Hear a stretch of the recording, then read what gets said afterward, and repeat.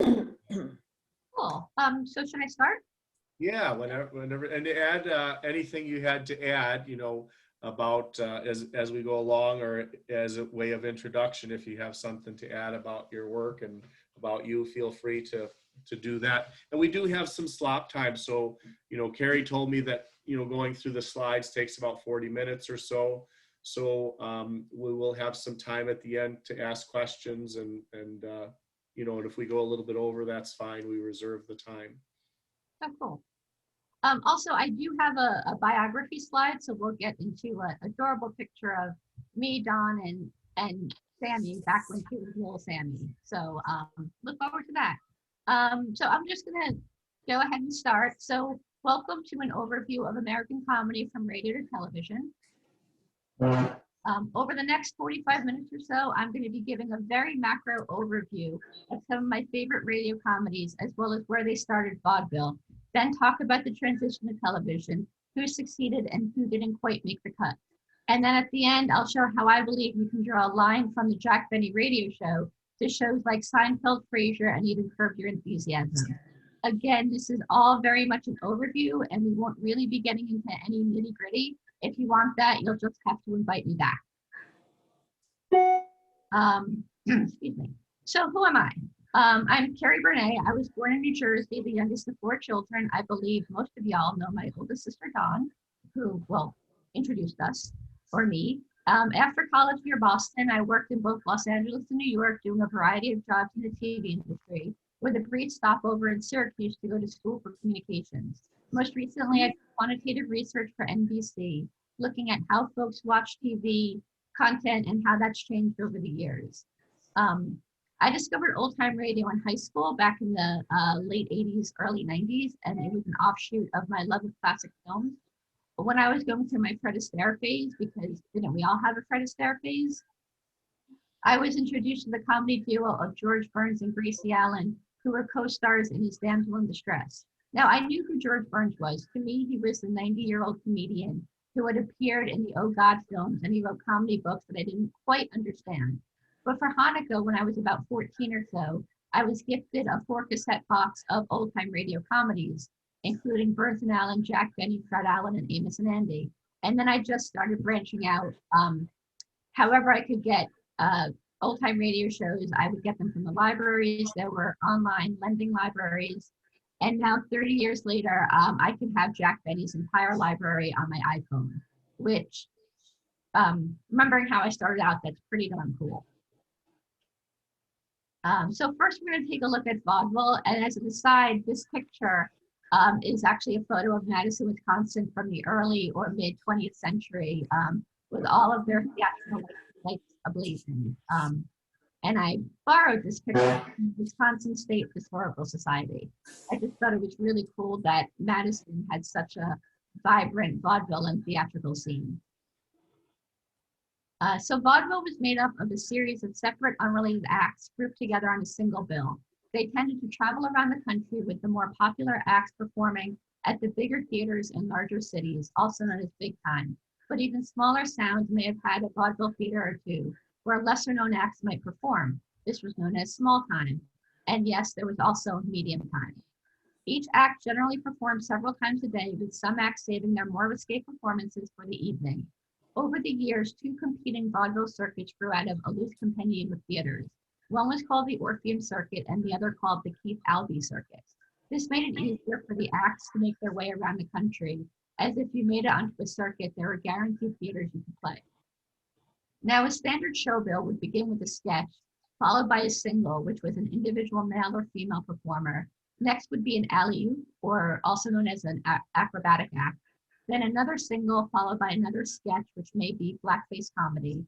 The acts followed these for the rest of the show would vary from musicals to jugglers to song and dance singles, and end with a final extravaganza, either a musical or drama with the full company.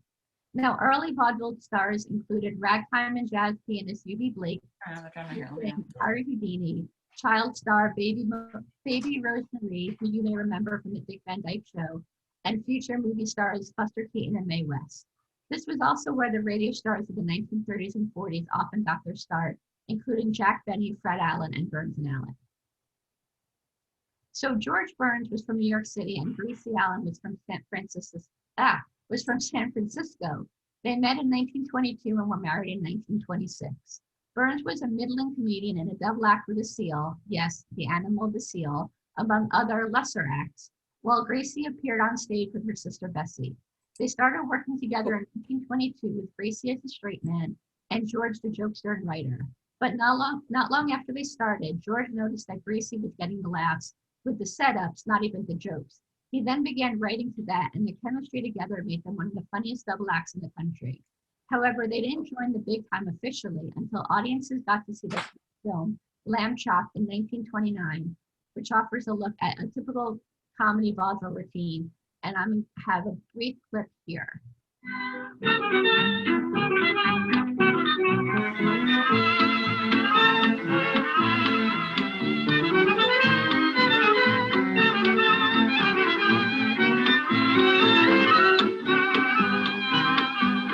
There they are, right there. That's them. Oh, yeah. Say hello to everybody. Hello, everybody. That's it. Yeah, but I wouldn't say hello to you. Why? Yeah, well, you remember you took me home last Tuesday night? Yes. And remember you left my house about 2 o'clock? Yes. Yeah. Well, after you left my home, my brother's tie was missing. I'm not saying you took it, but it looks very good on you. Oh, well, now, just a minute. It wasn't last Tuesday. It was last Wednesday. It- In the second place, I didn't take you home at 2 o'clock. I left you home at 3. In the third place, I never took your brother's tie. But here's his pawn ticket for his watch. Well, you remind me a great deal of a sweetheart I used to have. Oh, so you had another sweetheart. Oh, sure, I was engaged to George Brown. What's his name? Oh. George Brown. I didn't know, I never heard of him. I see. Well, see, then I guess you better be going home. Yes, It's all a lovely right. Listen, would you like to have me take you home in my car? Oh, no, thank you. I'm too tired. I'd rather walk. Oh, well, just a minute. That's a lovely car. You like it. It's No, fine. I hate cars. You hate cars? Well, I'll tell you what you do. You go home, get your coat, come back, and I'll give you a ride in my boat. Oh, all right. I've got a boat, oh, too. but wait a minute. My sister's got my coat. That's all right. My brother's got my boat. Yeah. Oh, Just- Jud, you're silly. I'd rather be silly than be dizzy. Oh, I'm not dizzy. No. No, I've come to the conclusion I'm very bright. Oh, you made up your mind you're bright. Yes. Well, how bright are Oh, well, let's see. Well, you know those crossword puzzles? you? Yes. I make them up. You make them up. Yes. Cross puzzles. Yes. Well, that ought to be funny. Make one up. Let's All have right. What is it that starts with W? And, well, I don't know how many letters. What is it? You made that up? Yes. You never made that up. Yes, I did. Somebody must be helping you. You No. couldn't. It starts with W and you don't know how many letters. What is it? Yes. Don't tell me the answer. Let me think of it. No, well, take your time. It's, does it jump? No. Does it swim? No. Does it run? No. I give it up. Well, men shave with it. Men shave with it. Yeah, that's a little hint. Yes, that'll help a whole lot. It starts with W. Well, the only thing that I know that a man shaves with is a razor. Yeah, that's it. That's very good. You made that up. Yeah. Yes, I brag about that. Yeah, I have brains. You had. You know, I have brains I haven't even used yet. Well, leave them alone. Don't bother with it. You had another brain, you'd have one. As the 1920s ended and the 1930s began, vaudeville stars trended towards either film, Buster Keaton and Mae West, or radio, Jack Benny, Burns and Allen, etc. Oh, wait, Kerri, can you slow down a little bit? Because then the closed captioning can catch up with you. Oh, I absolutely can. See, I said at the outset that I sometimes talk too fast. I guess You're from Jersey. We understand. I was going to say it's a New Yorker in me, but fine. So here's a brief rundown of radio history. The concept was invented by Guillermo Marconi in the mid-1890s, but the first audio was sent via electromagnetic waves, and it didn't happen until 1900, when the sound traveled an entire kilometer. Reginald Fessenden, who had sent the first audio wave, also became the first person to make a public radio announcement in 1906. In October 1920, KDKA out of Pittsburgh became the first licensed U.S. commercial broadcasting station, and in November of that year, they aired the results of the 1920 presidential election, which was the first commercial radio broadcast in the U.S.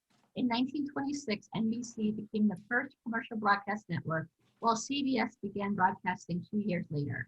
ABC didn't come to be until 1943, when NBC had to give up one of its two radio networks, NBC Red or NBC Blue. The latter became ABC. The Burns and Allen radio show kept the relationship they'd established in vaudeville, with the exception that on the radio show they were married, whereas on vaudeville they were still considered single. Gracie was the expert in the smart, dumb person who was the queen of illogical logic. Think Coach or later Woody from the NBC show Cheers from the 1980s. Bea Bernadette, who was one of Gracie's co-stars on both the radio and the TV show, who was also the voice of Betty Rubble on the Flintstones, suggested that Gracie was one of the greatest actors of her time, which is an argument I don't disagree with. Like many long-running radio shows, the Burns and Allen traded on running gags. An early gag was the search for Gracie's missing brother. It was a storyline on the Burns and Allen radio show, but Gracie would then pop up on other NBC shows asking if anyone had seen her brother. They only ended it when Gracie's actual brother, an accountant, begged them to stop. And this storyline made them stars on the radio. Another popular gag occurred in 1940 when it was announced that Gracie was running for the president on the surprise party ticket. They did a cross-country whistle-stop campaign tour on a private train, performing their live radio show in different cities.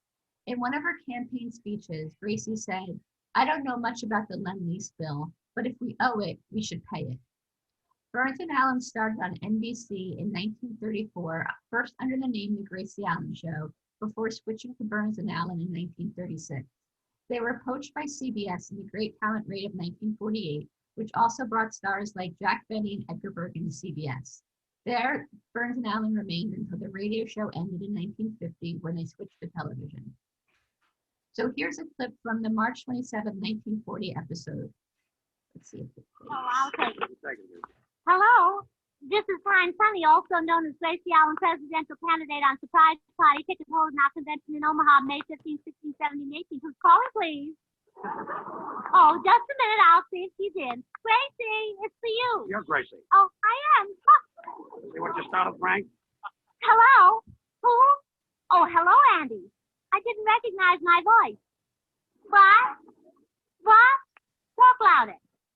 Where are you talking from? Well, you better go in the other room where the phone is. So very silly. You'd never know it. Hello? Oh, hello, Andy. That's much better. Our uncle and the maid back? Oh, you are. Oh, that's good. That's bad. That's good. No, that's bad. That's bad. That's good. That's bad. That's good. That's good. That's good. That's bad. Gracie! What's going on there? Oh, my aunt is sorting a box of strawberries. That's good. Yeah. That's bad. Give me that phone. Goodbye. I wish your relatives would stop calling.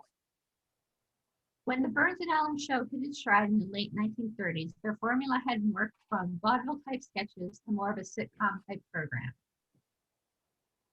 And so getting to know Jack Benny, who I should admit at the outset, he's my favorite comedian. Jack Benny was born on February 14, 1894 in Waukegan, Illinois. He learned to play the violin at a young age, eventually playing the instrument on small-time vaudeville stages starting in 1911. That same year, he played on a bill with the teenage Marx Brothers, and their mini Marx, taken with Jack's playing, offered Jack a position accompanying the boys on stage, but his parents decided that 17 years old was too young to be on the road.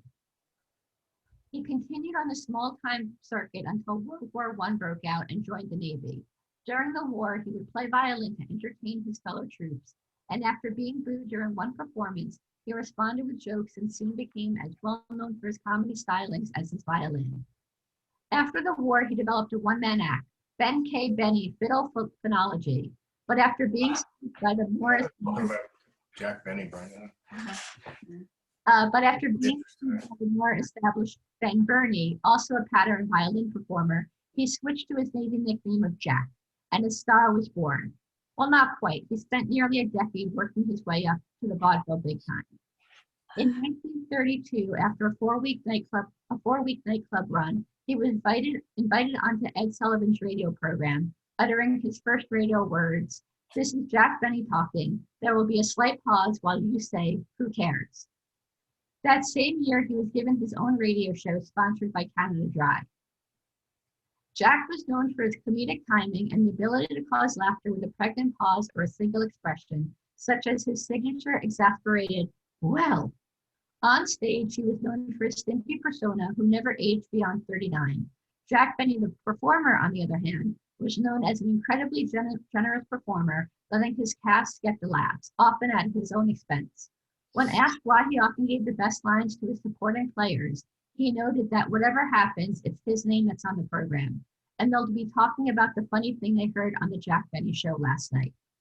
Up first, I have a clip with Jack and his violin teacher, played by Mel Blanc, who is also the voice of Bugs Bunny and a slew of other Warner Brothers cartoon characters.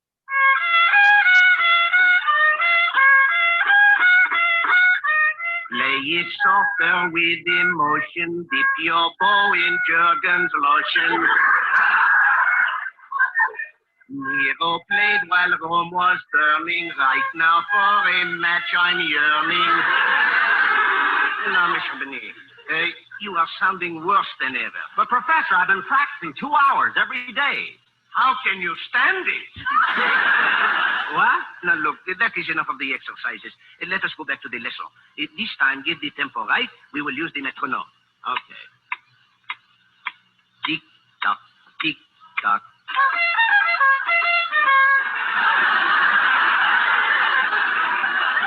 Mr. Benny, what is that? Eastern Columbia, Broadway at 9.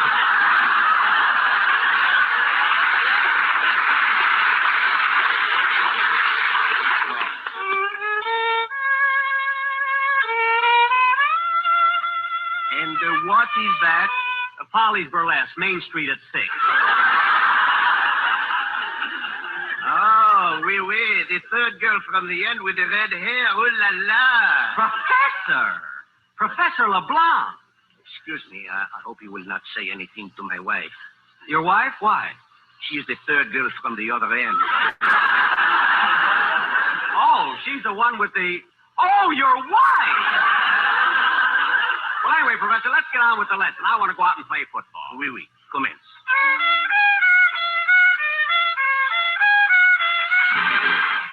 So this next clip I'm going to play is probably his most famous one, the infamous Your Money or Your Life sketch.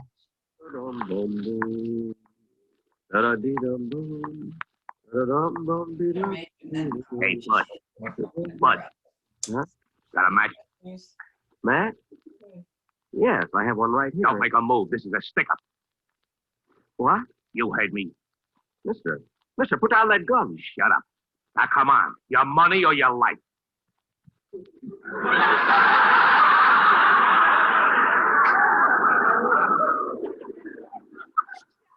Look, Bud, I said your money or your life. I'm thinking it over.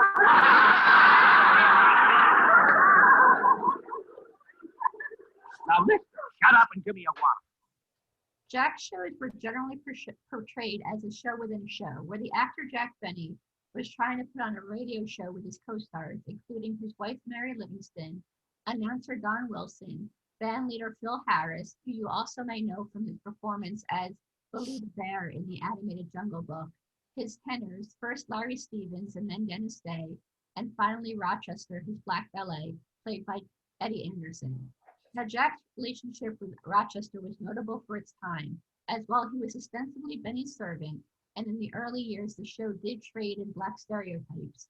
As the years went on, more and more, Rochester ended up the victor in interactions with his boss. In one memorable episode, Rochester actually punched his boss, accidentally, and the real Jack Benny got a letter from a Southern fan who asked how he could let Rochester hit him. Benny's response was, "Well, it wouldn't be very funny if I hit him." Also notable for its time, when on tour, Jack refused to book any hotels that also wouldn't take Rochester, even in the South. Like Jack Benny and Burns Allen, Fred Allen, no relation to Gracie, got his start on the vaudeville stage. From 1914 to 1925, Allen trod the vaudeville boards, making his way from small time to the big time under a variety of names and acts. He then made the leap to the legitimate stage, appearing in a few different productions in New York, including one with Archie Leach, who on the movie screens would be known as Cary Grant. Like Jack Benny, Fred Allen got his start in radio in 1932 and appeared under the auspices of several different sponsors due to his own perfectionism. He was known for his absurdist, topically pointed humor and his quick-witted ad-libs. Comedians he'd been known to influence include Groucho Marx, Johnny Carson, and Stan Freberg. The hour-long show featured segments that would influence radio and later television, including news satires such as Laugh-In's Laugh-Ins, Laugh-In Looks at the News, and Saturday Night Live's Weekend Update. Allen and Company also satirized popular musical comedies and films of the day, including Oklahoma. One of Allen's most successful segments of his show was Allen's Alley, where he portrayed a reporter interviewing your not-so-typical Americans. Allen's Alley followed a brief Allen monologue and comic segment with wife Portland Hoffa, whose catchphrase was Mr. Allen, usually involving gags about her family, which she instigated. Then a brief musical interlude would symbolize the two making their way to the fictitious alley. Well, this past week, the National Federation of Business and Professional Women's Clubs met to discuss the problem of post-war jobs for women. And so our question is, how do you think women will fit into the post-war business world? Shall we go? As one headache said to the other headache, let's take a powder.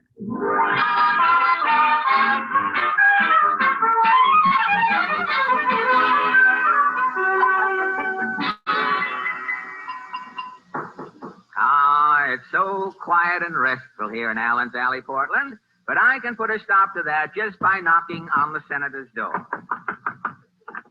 Somebody knock.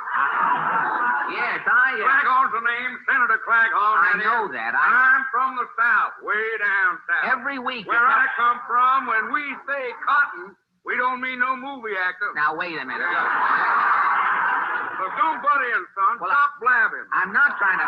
He's interrupted. Try listening. Well, if I could only get a word. Don't give me no Gettysburg Address, son. Now, look.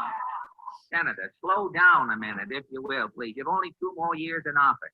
What is your opinion of women in the post-war business world? It's got us worried, son. Senator Glass is all broken up. Well, then you... Glass is broken. That's a joke, son. That's witty. Well, I know it's witty. That's real Southern humor. I sensed that it was real Southern humor. I'll go down there and enjoy it someday.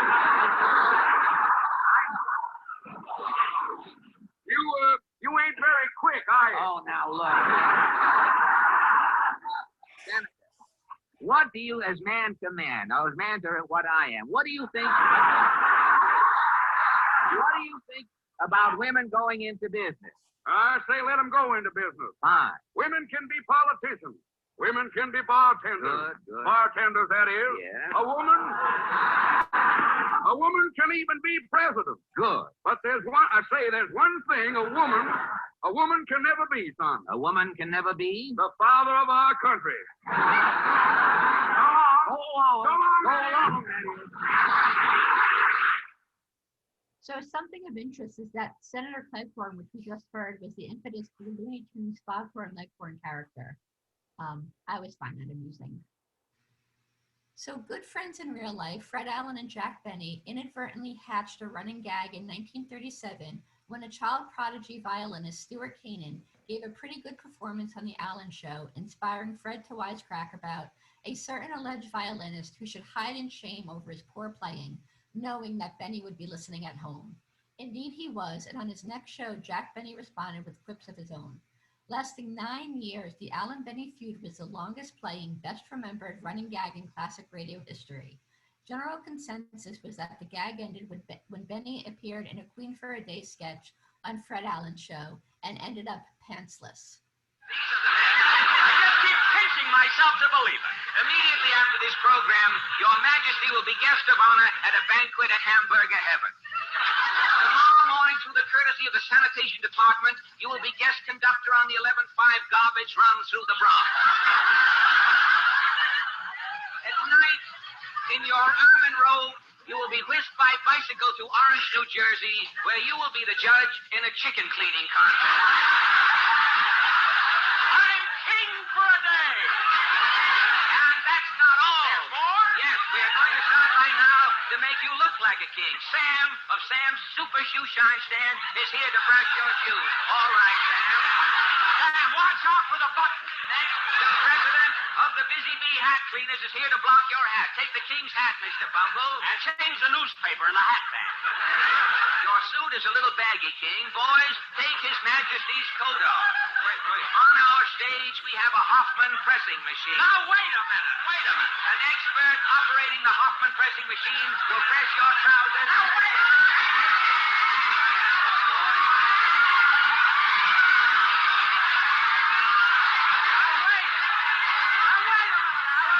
Take your shirt off, King. You better keep my shirt on. You're a real nice bloke. Tune in again. Come on, Alan, give me my pants. Quiet, King. Alan, this is a break.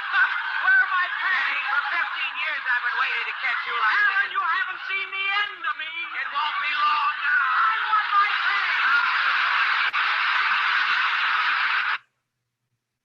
So other popular radio shows. Amos and Andy. Yes, they were a pair of white comics who portrayed black characters, but these black characters were actually three-dimensional, something that was rarely heard in 1930s mass media, outside of the Chitlin circuit, which was black vaudeville or race films. The show lasted from 1928 to 1960 and was set in Harlem. The Goldbergs. They introduced a Jewish family to the masses. Goldberg. Written and starring Molly Berg, it was a domestic comedy featuring the home life of a Jewish family in the Bronx. Berg starred as a big-hearted, lovingly meddlesome, and somewhat stereotypical Jewish matriarch Molly Goldberg. The show began as a portrait of Jewish tenement life before later evoking such growing pains as moving into a more suburban area and struggling with assimilation while sustaining their roots. Berg was not averse to incorporating serious real-world issues which affected Jewish families. One 1939 episode addressed Kristallnacht and Nazi Germany, but such bits were generally interspersed throughout the run of the show. The show itself lasted from 1929 to 1946. Today, Bob Hope is better known as a movie star than a radio star, and also for his work with the USO. But Bob Hope's radio show began in 1934 and continued until the 1950s. He was Jewish, Bob Hope? Comedic I timing, don't think so. I don't think so either. specializing in one-liners and rapid-fire delivery of jokes that were often self-deprecating. He helped establish modern American stand-up comedy and rarely found himself outside of the top 20 in radio rankings. Fibber McGee and Molly were one of the most popular and enduring series of its time. It ran as a standalone series from 1935 to 1956. The show followed the adventures of a working-class couple, the habitual storyteller Fibber McGee and his sometimes terse but always loving wife Molly, living among their numerous neighbors and acquaintances in the community of Wistful Vista. It was one of the earliest radio comedies to use an ensemble cast of regular characters played by actors other than the leads. Its most famous running gag was Fibber McGee's closet, which, through the magic of sound effects, was literally bursting at the seams. The show also brought Molly's catchphrase, "Tain't funny, McGee," to the public consciousness. Edgar Bergen and Charlie McCarthy. Edgar Bergen started in vaudeville, where he was one of many ventriloquists, albeit a very skilled one. While performing at a party for Noel Coward, he was suggested to a radio producer and was booked to appear on the Rudy Valley Show. An out-of-the-box success, he was given a regular slot the following year. The popularity of a ventriloquist on radio, when one could see neither the dummies nor his skill, surprised and puzzled many critics both then and now. Even knowing that Bergen provided the voice, listeners perceived Charlie as a genuine person. Bergen developed several characters for his radio shows, notably the slow-witted Mortimer Snurd and the man-hungry Effie Clinker. But the star remained Charlie, who was always presented as a highly precocious child, although one in a top hat, cape, and monocle, a debonair, girl-crazy child about town. As a child, and a wooden one at that, Charlie could get away with double entendres, which were otherwise impossible under the broadcast standards of the time. Say, Edgar, what great mystery is Charlie working on now? Well, how about it, Charlie? Huh?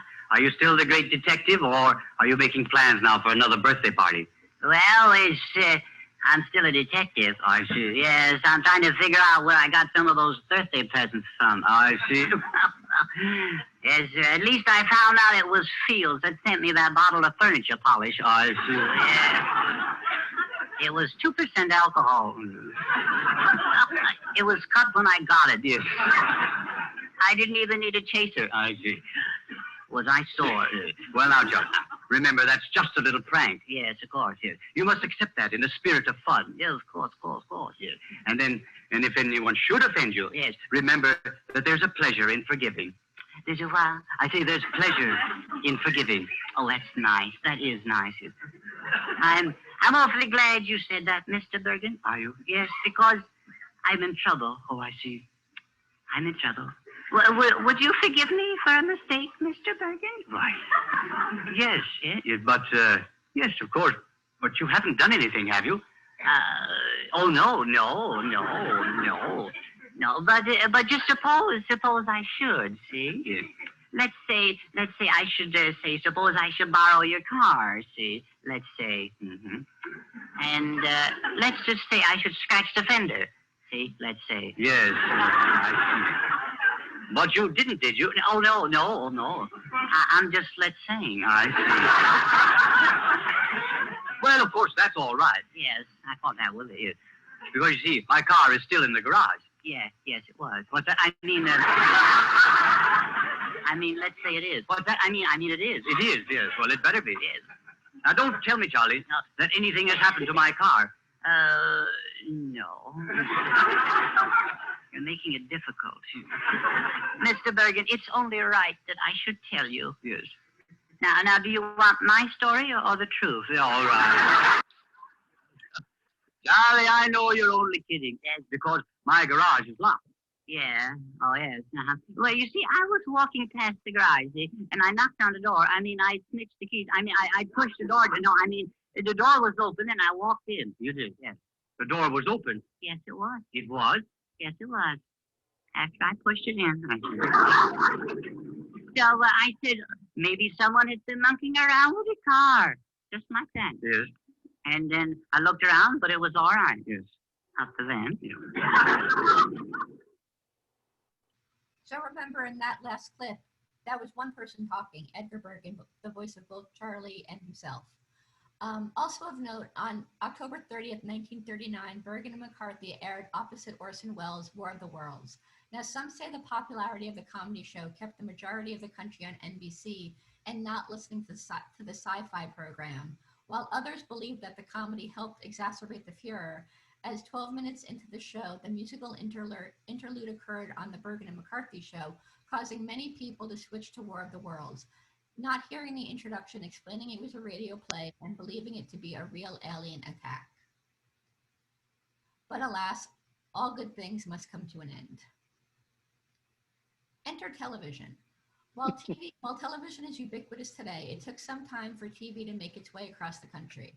Though television was invented in the 1920s, it didn't become available to consumers until the late 1940s, and at first broadcast TV was only available on the coast.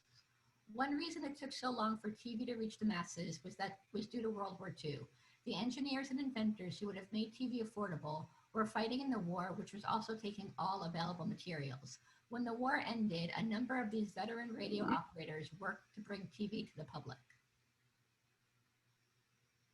A number of the earliest stars on television came from either radio or the stage, often from vaudeville, burlesque, or the legitimate stage, i.e. Broadway.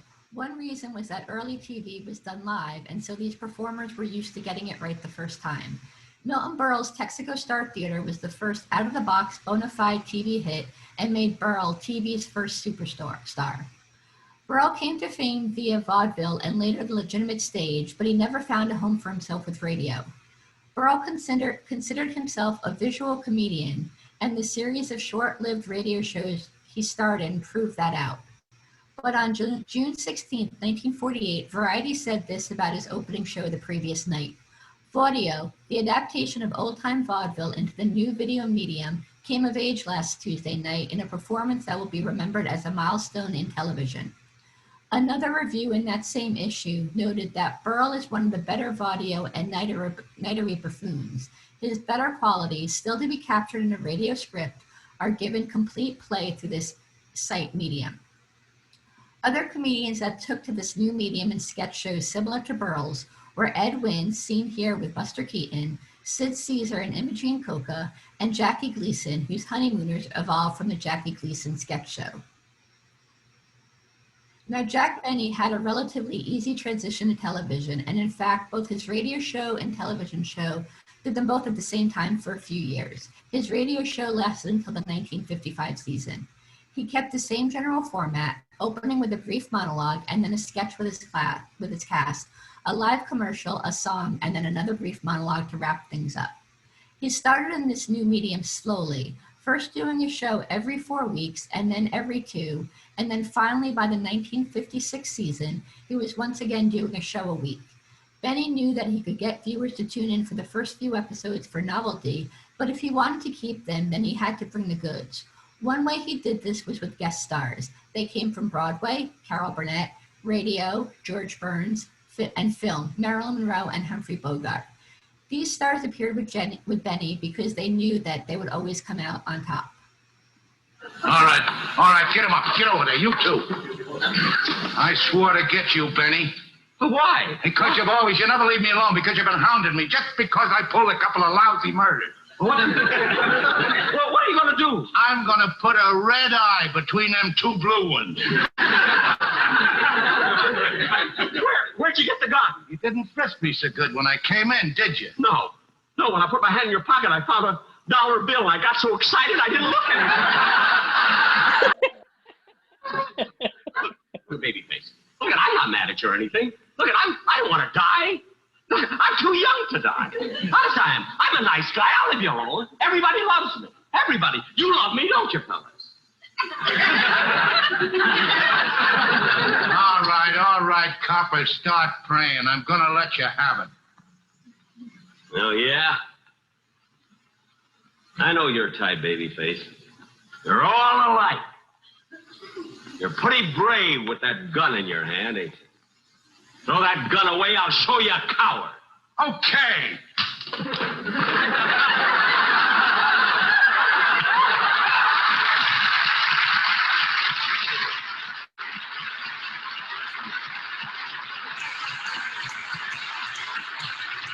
How about that? Come on, Sarah, let's go get that pot roast. Be my guest. I'm walking behind you.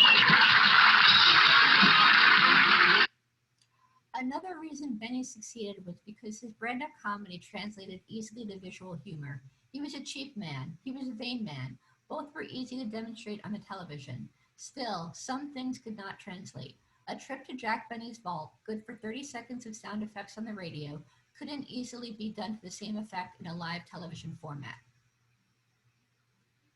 Now, Burns and Allen probably had the easiest transition to television because their show was already a sitcom on radio. So until the show ended, until Gracie's retirement in 1958, and continued to be about the travails of a showbiz family. Gracie retired because her migraines, which had bothered her throughout her life, were exacerbated by the lights and the live filming of television. George Burns continued the show for another year with other women, but no one could capture the Burns and Allen chemistry. One big difference between the Burns and Allen radio and their television show was that Burns would often break the fourth wall and comment on whatever zany plan Gracie and their neighbors, the Mortons, came up with. He readily admits he stole the idea from the play Our Town. Should play. So they sold Gracie on the gaslight bit. They think she's going to drive me crazy, huh? How do they figure that she can accomplish in 10 minutes what she couldn't do in 25 years? It's really a switch. It's like an appendix taking out a doctor. Well, excuse me. I gotta go back there and go crazy now. Gracie? Gracie? Gracie? You'll have to talk louder. I'm out here in the kitchen. Gracie, I'd like to talk to you.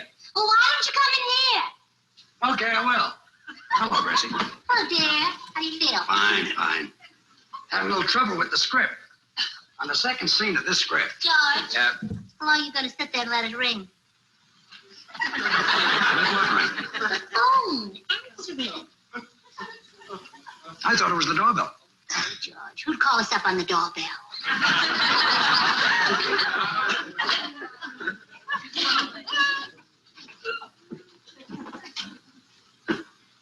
Hello? Gracie, it's for you.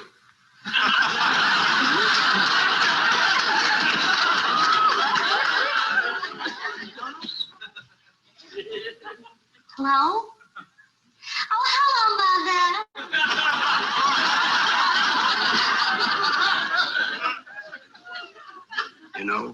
might need 2 boats. Oh. Oh, well, it's nice of you to phone me. Goodbye. That was my father. I thought it was your mother. He thinks so, too. He's working too hard. Yeah, that'll do it. How do you feel? Never felt better in my life. Oh? Well, why don't you have some lemonade? Lemonade? Yeah, right there in the picture. Oh, lemonade. Yeah. Yes, sure. Oh, look out, dear. You're spilling it on the floor. Oh, well, this kind dries up quickly. Needs a little sugar. It does? I'll be right back. Blanche. Yes, Gracie? Ingrid's weakening. Really? Yes. He wants more sugar in his lemonade, and he usually drinks it sour. So they sold Gracie on the gaslight bit. They think she's going to drive me crazy, hmm? How do they figure that she can accomplish in 10 minutes what she couldn't do in 25 years? It's really... Oops, sorry about that. Whenever new mediums came into being, there are some who can easily transition, Jack Benny and Burns and Allen, and some who can't. Fred Allen wasn't easily able to find something that worked. His first couple of attempts at simply transferring his radio show to a visual medium were unsuccessful, as one's imagination will always beat reality, and Senator Cleghorn in your mind was better than any actor could portray. He finally found success as a regular on the panel show What's My Line? Fred famously grew to loathe television, as evidenced by his famous line, "Of course television is a medium. Nothing on it is well done." Fibber McGee and Molly found the same issues with their running gag, Fibber McGee's chaotic closet.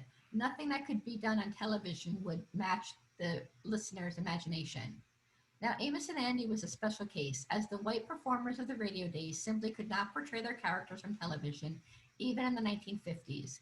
But even with black performers, the show only lasted a couple of years, which was too bad because it was years before a mostly black cast appeared on primetime television again. The mid-1950s saw television moving away from its vaudeville roots and entering the realm of the situation comedy. One reason Burns and Allen succeeded until Gracie's retirement was because they had already been doing that format in radio, and so translating it to television was easy. But Make Room for Daddy, Father Knows Best, Leave It to Beaver, and The Adventures of Ozzie and Harriet set the audience up for comfort viewing. They showed the life that many Americans, though not all, could aspire to. The father worked, the mother kept house, the boys played baseball, and the girls talked on the phone. It's likely not a coincidence that these domestic sitcoms began to rule the TV rankings as television became more mainstream and more than just a coastal phenomenon. I Love Lucy was a bit of a hybrid in that it was able to bring in a bit of the variety show via performances by Desi Arnaz's Ricky. Let's see if this works. All right, girls. Now, this is your last chance. If one piece of candy gets past you and into the packing room unwrapped, you're fired. Yes, ma'am. Let her roll!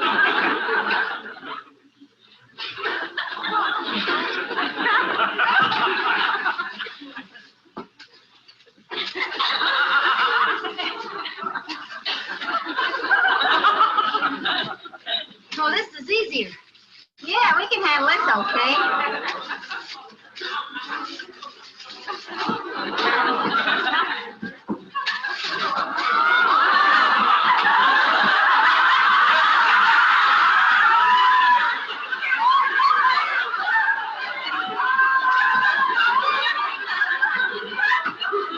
Listen, Ethel, I think this... I think we're fighting a losing game.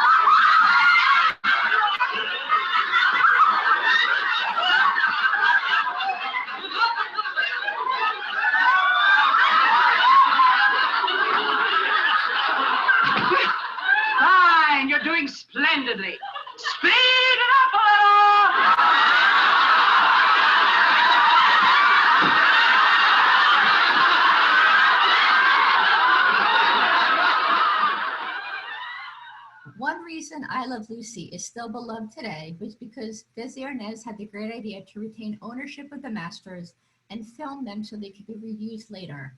Early television had no reruns. A show was on the air for 39 weeks and then had a summer show take over for the remaining 13. It was only in the first years of the 21st century that broadcast television began to move away from the idea of a broadcast season. So why do I say that Jack Benny is the godfather of comedy? Because you could look at today's comedy stars, stand-up, TV, film, variety, and chat, and see that their comedy heroes often had Jack Benny as their comedic hero. Johnny Carson, Steve Martin, Rodney Dangerfield, all consider Jack Benny their professional hero. And here are just some of the heirs of Benny's heirs.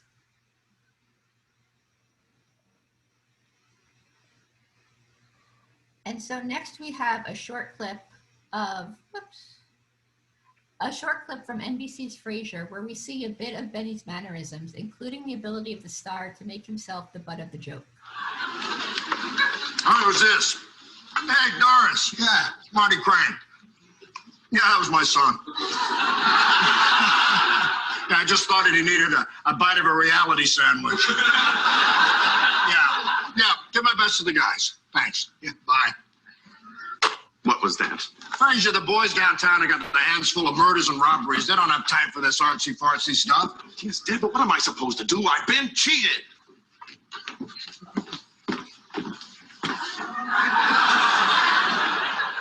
What were you two doing back there? Maris lost her earring at the party last night. Daphne was good enough to crawl under the bed to look for it while I... Yes? Searched the credenza. Maybe I'll go check in the hallway. You might have gotten trampled into the carpet when everybody stampeded for the elevator. No one stampeded! They were all just good guests. They knew when to leave. 2 hours early. Oh, shut up, Niles. So where are we today? The heirs continue to multiply, and they create in all mediums. Seinfeld has elements of the Jack Benny Show, especially its early days, when each show kicked off with a bit of Seinfeld stand-up. Jerry was often the straight man and let the rest of his cast get the laughs, while George Costanza has a bit of Jack Benny in him. Vain and random stuff just happens to him. Hey, excuse me, I was waiting here. Where? I didn't see you. I've been standing here for the last 10 minutes. I won't be long. That's not the point. The point is, I was here first. Well, if you were here first, you'd be holding the phone.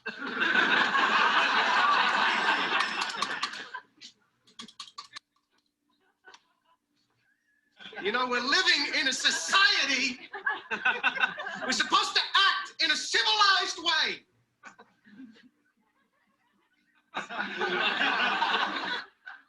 Yeah? No. Does anyone ever display the slightest sensitivity over the problems of a fellow individual? No. No. A resounding no.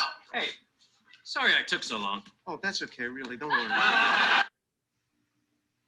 And then you have Seinfeld's successor, Curb Your Enthusiasm, which takes those ideas even further. Sorry. My mother always used to tell me this. Most people aren't like you, Larry. Most people are not like you. You're special. You know, everybody's not like me. No, they're not. I know that. That's the actor in the show. We just picked up our tickets. We're seeing you, the show. Oh, you're in the show tomorrow night? Yeah, sure. Great. Oh, I can't wait. Because you will fail.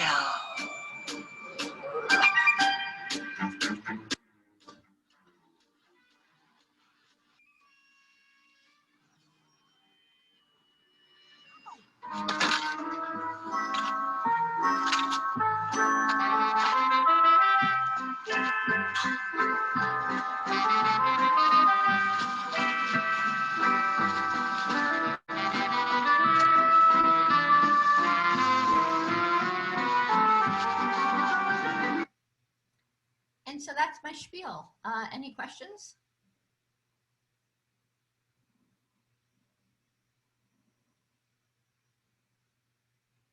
Anyone?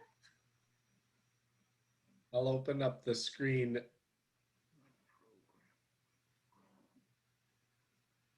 You can ask about how Dawn was as a child, you know. Yeah. Kerri, do you want to, we can stop the sharing and open up the screen? Oh, good idea. Stop sharing. Okay, there you go.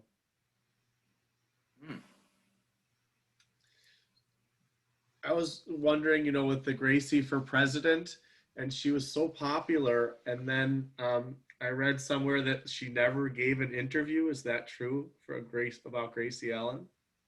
Yeah, she was weirdly politically shy. She was good at performing, but she wasn't comfortable being herself in public, which is weird because she portrayed a character, Gracie Allen, and she was Gracie Allen, but she let George do the talking for their career. So do you know anything about her? Gracie? Yeah, has anybody, you know, friends or other people written some more about like who she was like as a person? Well, George Burns has written a number of books, including She Loves Me, That's Why, which is an autobiography of their career together. Offhand, I can't think of anything, but I will say that the greatest compliment I ever received was my high school guidance counselor who compared me to Gracie Allen.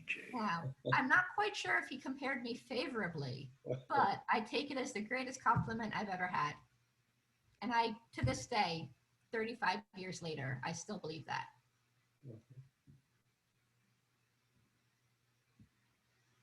Yeah. Who's your favorite current comedian? So my favorite current comedian is a British comedian named James Acaster. He actually shares a lot of Jack Benny's styling. He has a very dry wit, as you'd expect from a British comedian, but he just has a surreal outlook on life, and just things happen to him. Like, he got into a prank war when he was 28. He got into a prank war with a 12-year-old, and they began putting cabbages in each other's homes. Who does that? Like, but that is something I could see on the Jack Benny show. Fred Allen and Jack Benny doing that to each other. James Acaster just had his latest special is about to be on sale today, I think. No, tomorrow. And it's really fantastic. Cold Lasagna, I Hate Myself, I think is the name, or something along those lines. Is there some place online where we could see a little bit of what he does now, just to get a taste for what he? Well, if you have Netflix, he has 3 of his comedy specials up on Netflix. Just search for James Acaster. Or where I watch most of my British comedy these days is on YouTube, because it's just too hard to get in America. But YouTube people will upload internationally, so you could get a lot of his stuff there. So how do you spell his last name? Acaster, Acaster. And Kerri, can you type it into the chat as well? I can do that. How do I do that? Everyone. I can do it. Yeah. If you want me to. And Marilyn, did you have a question? I was just going to ask if you feel that what the public considers funny is changing, and how that may or may not affect comedians. Yes, I mean, comedy changes all the time. Like, I learned the hard way that half of the shows from the 1930s that I was listening to would not be funny today. Like, you have in the 1950s, the Jack Benny Show re-aired an episode of his show from the 1930s. And it was one of the ones where Rochester was a very stereotypical Black character for that time. And now something that was acceptable in the 1930s was not acceptable in the 1950s. And for good reason, Jack Benny and his show got a lot of letters complaining about how dare they put Rochester in these situations. And he fully admitted that it was something that should have never been done. And he apologized, probably to Rochester, but definitely the public. As for comedians today, there's definitely been a switch. I mean, I'm personally not a fan of blue humor. That's why I think I gravitated towards old time radio, because it's generally very, very clean.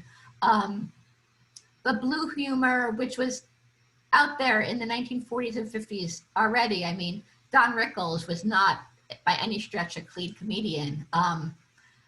But you could see how the comedy over the years just evolves with the people, because what was funny yesterday may not be funny today. Also, you have external things happening. So you have all these stand-up comedians who are performers who can't perform right now because of COVID. So they're all doing these stand-up shows in their living room. And so what plays in a performance area of like 50 to 60 people does not really play as well if you're trying to do comedy on Zoom, because there's often a couple of beats of time to take for the joke to go over, and then the laughs of the comedian's timing is just off. In terms of content, that's just changing because the world changes, but absolutely there's definitely a change in content over the years between what's funny and what's not funny. If I showed some of these clips to some of my friends or my nieces and nephews, I don't think that they would laugh at maybe a tenth of the jokes. What do you think of laugh tracks? I mean, the thing with laugh tracks is that they're actually laughter. Like, the laugh tracks happen, but they're just sweetened. Very rarely will you have laugh tracks where that was done in complete silence. But if you'll notice, these days there are fewer and fewer multicam comedy shows. Multicam are like, when they say film live in front of a studio audience, those are the shows that will have laugh tracks that are sweetened to make things funnier. Whereas a lot of comedy shows these days are called single camera format, where like Young Sheldon is done in a single camera format. It doesn't have a laugh track. Thank God. But I turned them off. but the show it spun off from, Big Bang Theory, was a traditional multi-camera program, and that did have a laugh track.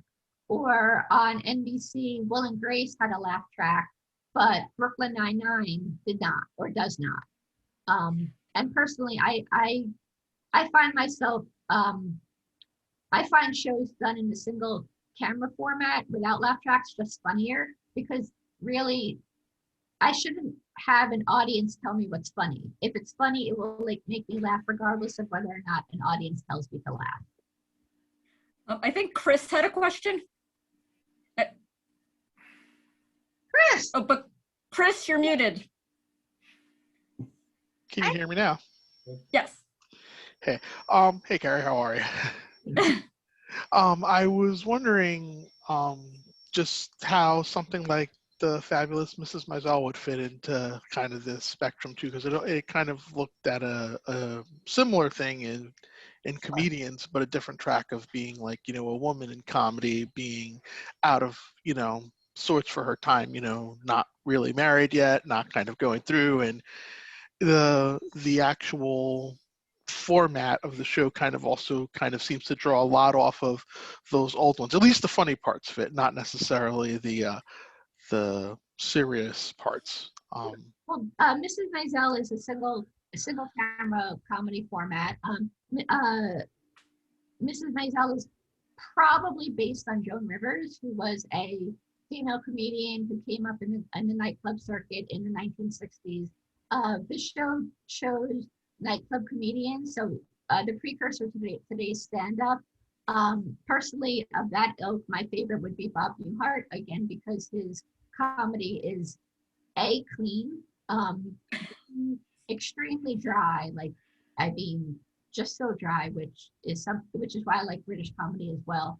But so Mrs. Maisel would fall into, it's more like a biopic single comedy camera format that takes bits and pieces from early female comedians. I'm sure there's some Phyllis Diller in there, but the difference between Mrs. Maisel and Joan Rivers and Phyllis Diller was that she's a very pretty woman, whereas Phyllis Diller and Joan Rivers often got a lot of their comedy from self-deprecating humor about how it's so hard for them to find a guy, how they're just not pretty, and a lot of the audiences were drawn to that because otherwise it was women in the 1950s and 60s, you know, being a bit too big for their britches, which was not as acceptable in the mid 20th century.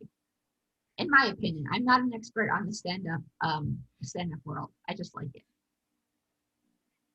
Rita has a question. Really like Jay Leno when he came on and talked about what's going on, and I thought he was really funny. Now they have people like Stephen Colbert and Jimmy Kimmel, and I don't find them that particularly funny. I was wondering if you have any opinion about those guys. I think that just speaks to how comedy has changed. I honestly was never really a fan of Jay Leno. I was more of a David Letterman, who does a bit more wacky, more avant-garde comedy than Jay Leno. He was much more, Jay I found was much more, hate to use the word traditional, but it was a bit more old school than that. And as I said, I'm not as much of that type of stand-up. But a lot of people agree with you. I mean, if you look at the ratings, never mind the fact that just fewer people watch TV, but fewer people watch late night television. And when they do watch it, they don't watch it on TV, but they watch it the next day on YouTube. But a lot of people will say that they say that Jimmy Kimmel is closer to Jay Leno than, say, the other Jimmy, Jimmy Fallon. Yes, Fallon is closer to Jay Leno, and Jimmy Kimmel is a little bit more avant-garde. And then Seth Meyers, who's my favorite of the late night comedians, because I love his topical humor. But it's also, we're in a weird state right now where, like, there's just so much to make fun of in the public. Like, our politicians are insane. Our political world is just insane right now. So I think that they're just going off on that and taking it to its extreme. That's pretty much where John Oliver and Colbert are taking it. What do you think of, a lot of the comedy seems to have gone over to animation.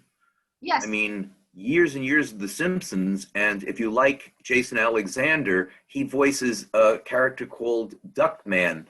And if you've never watched Duckman, there were 4 seasons of it that kind of snuck by with very few people catching on. Yeah. But it was truly amazing, in which even one of the, it's animated, he's a duck, and one of the crazies catches him, kidnaps him, and tries to put him in a Jason Alexander suit. That's funny. That's funny. The fun thing about animation is it's almost a throwback to radio shows, because you can get away with things in animation that you could never do on television, because we just don't have, well, honestly, they just don't have the money for it. Like the Family Guy, another adult animation show, falls into that a lot with their flashbacks and their freeze frames. And but I mean, animation has been around in primetime television since the Flintstones. It just took a long, long break between like the Flintstones and the Simpsons. And now in the 90s, we saw a bit of a resurrection, and now we're seeing another animation resurrection, both on broadcast, but more importantly, cable. Cable made it a lot easier for comedy shows to find their brand. And then you add in streaming platforms like your Netflix, your Hulu, and all the other new ones. It's just a lot easier for people to find a home. I mean, the number of people watching each of these shows is a tiny percentage of people who were watching The Simpsons back in the 80s, but they're still an audience. And if they can get paid to make their show, why not? I'm glad you mentioned the Flintstones, because that's a ripoff of a radio show that became a TV show. That's a ripoff of The Honeymooners. Yes. And Top Cat was a ripoff of Sergeant Bilko. Yes. A lot of the 50s, 60s cartoons were the radio shows over again. Now the stuff like other stuff is like fresh and new. I'm sorry, I didn't mean to block you, Chris. The comedian that I thought was absolutely fantastic, and nobody seems to have noticed him, and he never caught on and never popular, but it's Norm Cosby. And anybody remember Norm Cosby? And if I try to search on Cosby, they always come up with the other one, the black guy Cosby, Bill Cosby. Bill But Cosby. Norm Cosby, and he gave these sort of monologues where he used the wrong word. It sounded like the right word, but it wasn't. And he put together a whole skit based upon it, talking about introducing our extinguished audience. And he had some reference to he was so popular they gave him a standing ovulation. And he made some reference to Alcoholics Unanimous, etc. And the things came so fast, and they were so hard. Like, what did he mean by that? That it was hard to put them back together. And I thought it was hilarious, but nobody else ever seemed to notice him. He never caught on. And you can still look him up and find a few things, but his really good stuff never made it. This was before YouTube, of course. This was like way back when I was growing up in high school or something. And does anybody remember Norm Cosby? He was on Ed Sullivan, and he was on, what else? The Dick Cavett Show. Oh. That would be appropriate, right? Yeah, that's the kind of thing that Cavett would put on. The other thing I thought was interesting, and Senator Flaghorn or whatever made a quick reference to when here in the South, when they say cotton, they don't mean the actor. And I just wondered how many people understood that reference. You know, at that time, of course, Joseph Cotton was the famous actor of that time. And so a lot of times jokes kind of go by before people understand them. And that I think was the problem with Norm Cosby. His stuff was so intricately interrelated that it was past most people before they even understood that they didn't understand it. Yeah, Malaprops and humor is fantastic. I don't know this comedian, but I'm absolutely going to look him up after this ends because I love Malaprops. Yeah. I'm very good at accidentally. Mellencamp. Yeah, Chris. And then the other thing that's always been a mystery to me was Charlie McCarthy, because when it was on Broadway, I mean, when he was on vaudeville, he's up on the stage and he's got his little dummy and he is doing all the talking for both himself, Edgar Bergen, and his dummy. So that is like really clever. But then he went on to radio, and he meant then a ventriloquist. So the whole thing is he can talk without moving his mouth, and he can make it sound like it's somebody else. How does that go over on a radio show? And yet it was very popular as a radio show where you couldn't even see the talent that he had in being able to talk without moving his lips.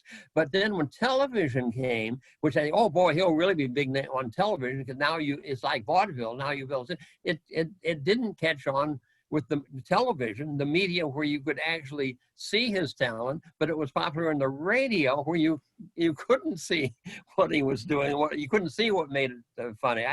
That was always a mystery to me. One thing I heard about that was that when he was on the radio, so on vaudeville, he was excellent about talking without moving his lips, and he concentrated as much on that as with the interplay between him and the dummy. When he was on radio, he didn't need to concentrate so much on the mouth moving, so he concentrated more on the interplay to make it seem like there were two actual people. So he let the skill set of the not moving his lips lapse. And so when he was on television and they could see him move his lips, it just didn't work as well because he had kind of lost that aspect of him that made him such a on stage. That's one reason I heard. Let's take one other question. When you were doing your talk, there was something was translating your words into written that appeared at the bottom of the screen. And as I was watching that, I noticed that whoever was doing that, or however that was being done electronically, or somebody doing it, they didn't catch some of the things. Like you used the word Ed, you're referring to Ed Wynn, the comedian, Ed Wynn, W-Y-N-N. But what came up on the screen underneath was the word Edwin, not even capitalized. See, so told me to speak slower, and I probably sped up again too much at various points in time. Yeah, certain words. And let's take one more question from Chris, and then we have a request for a puppy. I can find the puppy. So yeah, go ahead, Chris. And Correct. You're not talking about me, right? Yeah. Still up. Oh no, I didn't have any other ones. I couldn't undo my hand for some reason. Let's talk amongst yourselves for a minute while I find the puppy. She was under my bed. I think I heard her leave. So okay. Cat amongst. So we can send around, if you guys can't see the chat, we had a couple names of people that you might be able to check out, either if you have Netflix or check out something on YouTube. And so we can send some of that around, and let me know if you have questions that we should send to Kerri. You can email me, or if you have any ideas about, I know some people asked about comedy, if we want to follow up a comedy or have Kerri follow up on a particular topic or comedian. Wow. I think the whole show on Jack Benny, I'm just saying. Yeah. Oh, this is Apple. What kind of puppy? She's a Miki, which is a cross between 3 Asian breeds, which include the Japanese Chin, I think the Maltese, and something else. I'm very bad at remembering these. Yeah. She's very cute. She's 17 and a half weeks old. She likes biting me a lot. She likes, she has a nifty harness on. Look at that. She loves to go outside, even though she hates the harness. She's great. She's 4.5 pounds. She's just getting over a cold, so she may sound like she's coughing up a lung, but according to the vet, she's fine. And in a week and a half, she will have all of her shots, so she can go to the dog park. Cute. I've had her for what, about a month gone? Is that right? Yeah, and our other sister had her before that, yes, but still has visiting privileges. Yes. I don't, because of stupid COVID, and I'm 1,000 miles away, so I don't get to see Kerri or meet my new puppy niece anytime soon. Although your nephews did not appreciate it when I called them cousins. That dog is adorable. Thank you. You should be able to work him into some kind of comedy act, I would think. Yeah. How's he doing with his litter box training? Although yesterday, if I may be a bit graphic, she pooped outside for the first time. Yay! Part of that, she's been going on wee pads, right? Oh, well, that's good. Yeah, luckily she's so small that she can, she's a very small puppy. And I don't know that she likes being held like this, but she also doesn't bark much unless she's annoyed at me. So she's not annoyed at me, so that's good. Cool. Any other questions or anything? This was so much fun. Thanks for inviting me. I love talking to you guys. Yeah. Thank you. I have one more question for people who grew up in Madison. Did they ever have vaudeville shows in Madison? Yep. The new Where did they do it? the new Orpheum. In the Orpheum. There was something called the Majestic. I grew up in Kansas City, and we had a few vaudeville things back in like the early 1950s at a theater called the Rock Hill, and it didn't seem to last long. And a lot of it was local talent putting on rather than big name people coming to Kansas City. That goes to the small time, medium time, big time. So a lot of small towns, I would assume Kansas City would be at least medium time, if not big time, because it's one of the larger cities in the Midwest, right? I mean, Chicago is definitely big time. Madison would probably be medium time if I were to guess. But it's actually a bit hard to find information on Madison specific vaudeville on the internet. Because I did try to look to find something to personalize this talk a little bit more for you guys, which is why I came up with the picture, but I couldn't find much on the vaudeville itself. I'm sure it's at the Wisconsin State Historical Museum or whatever you guys have. But yeah, I mean, most towns of a certain size had at least one theater. If you think of the musical Gypsy, that gives you an idea of what it was like in the early 20th century. So I could talk about Broadway too. Oh, I have a lot of random fan things. So you guys, if you liked Kerri's talk, let Paul know, and I bet he could talk to Kerri about, one of the other things that, I mean, it helps that she has a degree in radio and TV. What is something like that, right, Kerri? TV, radio, film. Okay. Or as I like to say, communications. From UW? No, from Syracuse. Okay, we're gonna Even sign good. off here. Okay, take care. Okay. Kerri, I Hey, can't remember. Did you, what provoked your interest in following this career? Oh, this career? I just like television. Okay. The one in particular was again Fred Astaire. But Okay. I wanted to find a job that I enjoy doing, and Sure. I moved out to LA for a bit, where I worked on the creative side of things, which was awesome. I came back to New York and worked at Scholastic Media for a couple years, where I got to write some animation, which was also awesome. But the thing with the creative side is that it doesn't pay very well.